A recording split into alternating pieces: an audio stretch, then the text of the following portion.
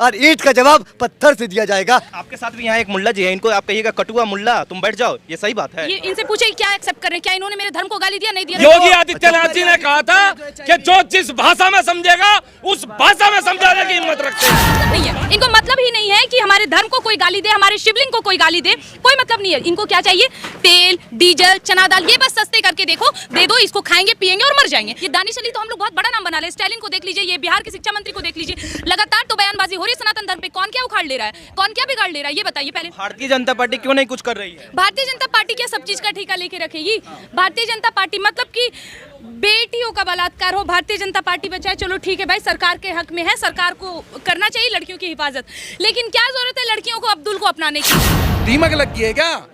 हमारे धर्म के एमएलए एमपीओ में दीमक लग गई है क्या? दीमक नहीं लगी है, अब जागरूकता है, यही हिंदुत्व है। 5-5 आदमी मिलके बहुत सारा कांड कर देते हैं, 5000 आदमी मिलते हैं और क्या करते हैं? सनातन धर्म के खिलाफ जिसने कहा उसका पुतला जला रहे। मूर्ख, जब 5000 आदमी जमा कर लियो हो तो उसका पुतला क्यों जलाना? उस जीवित इंसान को जलाओ ना। आज सनातन धर्म को खतरे में है क्योंकि तरह तरह की टिप्पणीबाजी की जा रही राम की किताब पर। आज मैं पूछना चाहता हूँ, भारत का हिंदू क्यों सो रहा है, क्यों रोड पे नहीं आ रहा है, क्यों विरोध नहीं कर रहा है? अगर हिम्मत है हाथ में मसाल लो, जो बलात्कार ये बीच चौराहे पर जला दो, दोबारा हमारे देश में बलात्कार नहीं होगा।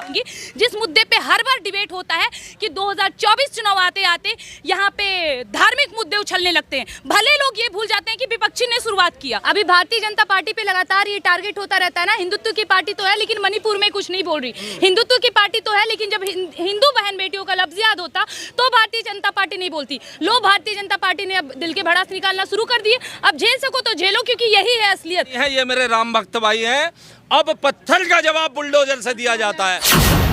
सबसे पहला सवाल खुशबू जी आपसे कि जो सांसद में जो रमेश भदौरी साहब जो बोले हैं, सपा के जो राज्यसभा सांसद है दानिश अली, क्या है तुम चुप हो, तुम कटुआ है, तुम मुल्ला है, क्या इसका आप समर्थन करते हैं? इनका कंडेम करना चाहिए? अब सच्चाई क्यों ना स्वीकार करे भैया? क्या ये सच्चाई नहीं, ये सच नहीं है।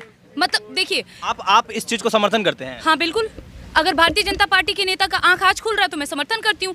आपके साथ भी यहाँ एक मुल्ला जी है, इनको आप कहिएगा कटुआ मुल्ला तुम बैठ जाओ, ये सही बात है? ये इनसे पूछे क्या एक्सेप्ट कर रहे हैं, क्या इन्होंने मेरे धर्म को गाली दिया, नहीं दिया? तो मैं नहीं गाली नहीं दूँ। दानिश अली ने धर्म को गाली दिया? दानिश अली का क्या था? उन्होंने एक मिनट नहीं, बीच में उन्होंने जिस तरह का लैंग्वेज इस्तेमाल किया, और ना ही ये कोई इकलौते नहीं है, ये दानिश अली तो हम लोग बहुत बड़ा नाम बना रहे हैं, स्टालिन को देख लीजिए, ये बिहार के शिक्षा मंत्री को देख लीजिए, लगातार तो बयानबाजी हो रही है सनातन धर्म पे। कौन क्या उखाड़ ले रहा है, कौन क्या बिगाड़ ले रहा है, ये बताइए पहले। भारतीय जनता पार्टी क्यों नहीं कुछ कर रही है? भारतीय जनता पार्टी क्या सब चीज का ठेका लेके रखेगी? भारतीय जनता पार्टी मतलब कि बेटियों का बलात्कार हो, भारतीय जनता पार्टी बचाए, चलो ठीक है भाई, सरकार के हक में है, सरकार को करना चाहिए लड़कियों की हिफाजत, लेकिन क्या जरूरत है लड़कियों को अब्दुल को अपनाने की? भाई हमारे धर्म में के लोग हैं ना, तो आप उनसे विवाह करिए, लेकिन उसके बाद भी टारगेट कौन? भारतीय जनता पार्टी। यहाँ पे देखिए ये चीज हो क्यों रहा है पता है? सबसे अहम कारण यही है क्योंकि इनको पता है कि ये हिंदू है, इनको कोई मतलब नहीं है, इनको मतलब ही नहीं है कि हमारे धर्म को कोई गाली दे, हमारे शिवलिंग को कोई गाली दे, कोई मतलब नहीं है। इनको क्या चाहिए? तेल, डीजल, चना दाल, ये बस सस्ते करके देखो, दे दो, इसको खाएंगे पिएंगे और मर जाएंगे, इससे ज्यादा इनको मतलब नहीं है।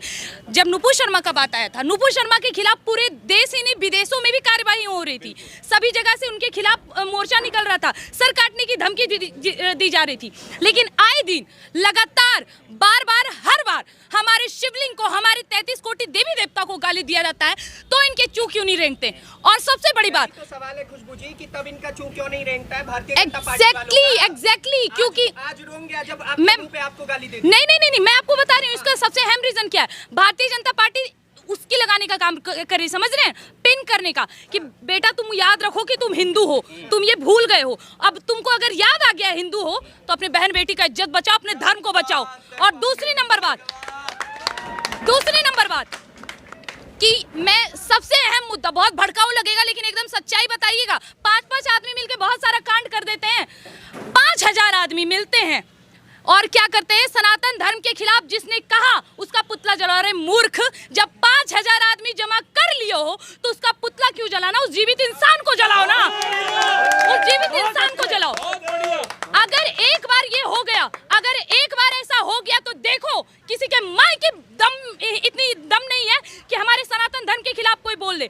अगर हिम्मत है तो ये करके देखो, जो वी वांट जस्टिस करके लेते हो ना कैंडल जला के, अगर हिम्मत है हाथ में मसाल लो, जो बलात्कार ये बीच चौराहे पर जला हटा दो, दोबारा हमारे देश में बलात्कार नहीं होगा।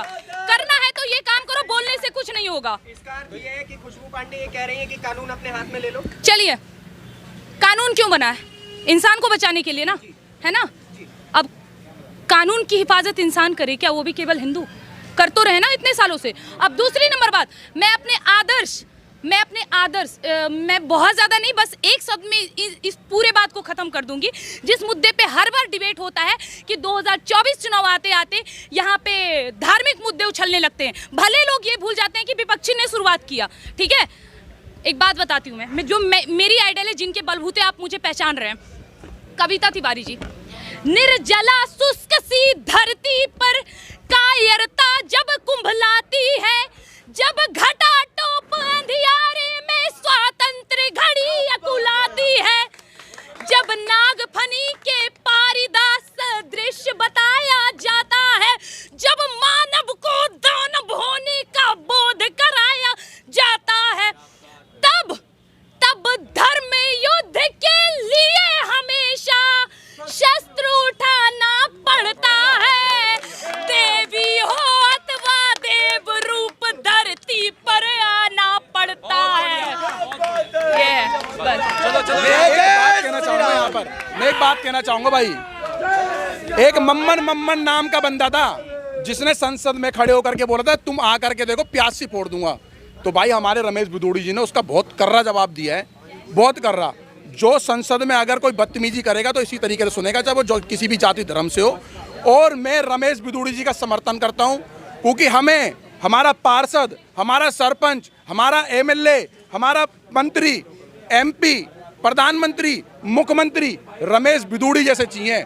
जहां पर रमेश भदौड़ी जैसे मंत्री होंगे ना, हमारे विधायक, एमएलए, एमपी होंगे, वहां हमें कभी कोई दिक्कत ही नहीं आ सकती है। क्योंकि जब उनके सपोर्टर, उनके एमएलए, एमपी, अधिकारी, पुलिस, सरपंच, मतलब जितने भी हैं, सब इंस्पेक्टर, एसएचओ, एसपी, जब उनके जाति धर्म के होते हैं, उनके लिए खुल के सपोर्ट पे आते हैं, खुल करके, और सोशल मीडिया पे बोलते भी हम अपने धर्म और कौम के साथ हैं। तो भाई साहब हमारे दीमक लग गई है क्या? हमारे धर्म के एमएलए, एमपीओ में दीमक लग गई है क्या? दीमक नहीं लगी है। अब जागरूकता है, यही हिंदुत्व इतिहास में पहली बार ऐसे हमारे रमेश भदौड़ी जी ने लठ गाड़ दिया है, और इस देश का सनातनी रमेश भदौड़ी जी के साथ है और उनके समर्थन में है। अगर रमेश भदौड़ी जी से जैसे अगर हमारे देश के और भी नेता, सरपंच, एमएलए हैं, तो उनको खुल करके बोले और खुल करके सपोर्ट पे आए। क्योंकि भाई साहब आप देखो, सुनो, पुलिस और कानून किसकी रक्षा करेगी, किसकी सुरक्षा करेगी? जो थाने तक पहुंच जाएगा, जो चौकी थाने तक पहुंच जाएगा, उसकी सुरक्षा होगी। इतनी देर में तुम्हारे घर के दरवाजे पे खड़ा हुआ तुम्हें निपटा देगा, समटा देगा। मैं रमेश भदौड़ी जी का खुल के सपोर्टर हूँ और रहूंगा जिंदगी भर। बोल जय श्री राम।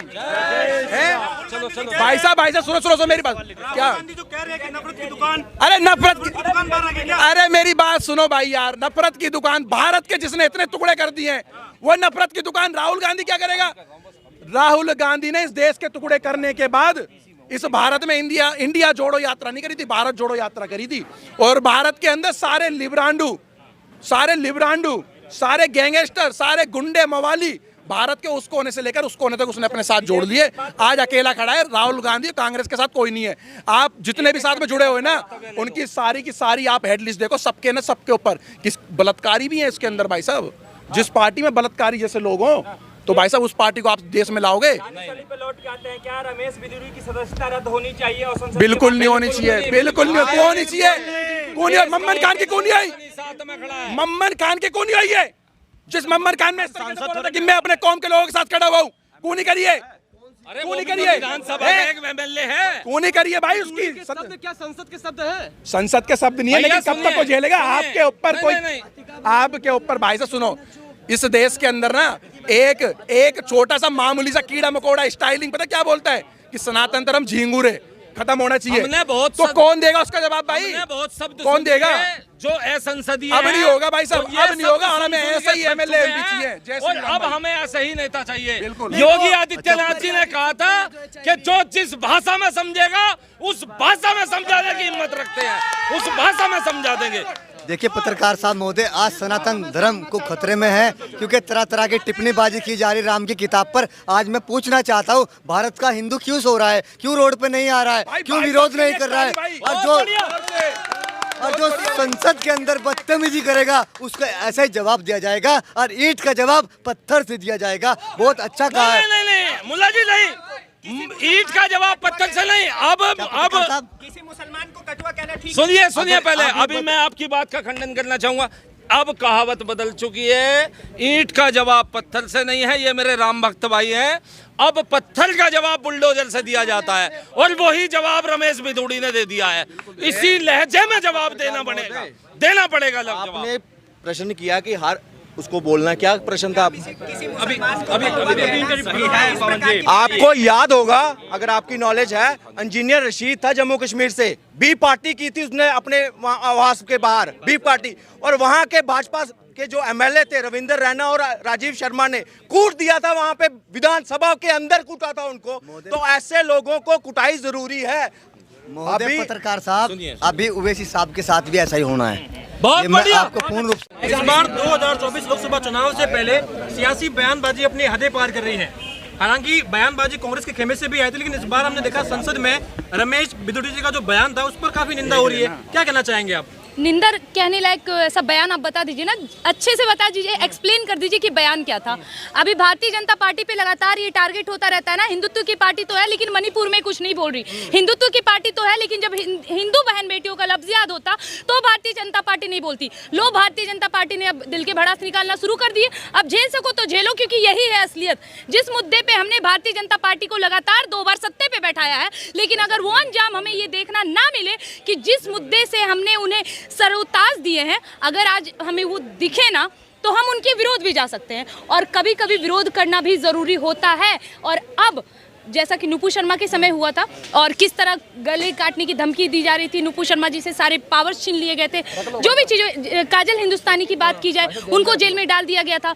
तो अगर अब भारतीय जनता पार्टी के कोई भी नेता उठ के हिंदुत्व के लिए बात कर रहे हैं या जो सच्चाई है वो मुंह पे बोल रहे हैं, तो उससे कोई दिक्कत नहीं होनी चाहिए। इसके चुनाव से पहले ही हिंदुत्व याद आता है और विरोध याद आता है भारतीय जनता पार्टी को। नुपुर शर्मा के समय में क्यों नहीं याद आया? दे रहा है दुरुस्त है। नहीं, एक मिनट, मैं बता रही हूँ। ये सवाल उनसे किया जाए जो इसकी शुरुआत करते हैं, स्टालिन जैसे, ठीक है ना, उनसे, उन विरोधी लोगों से जाकर के पूछो जो एक अलग पार्टी एक अलायंस बना के खड़े हो गए हैं इंडिया नाम पे, जबकि नाम भी उनका पूरा नहीं है। I.N.D.I. इतने डाउट हम भैया, हम तो विचलित हो गए हैं ना।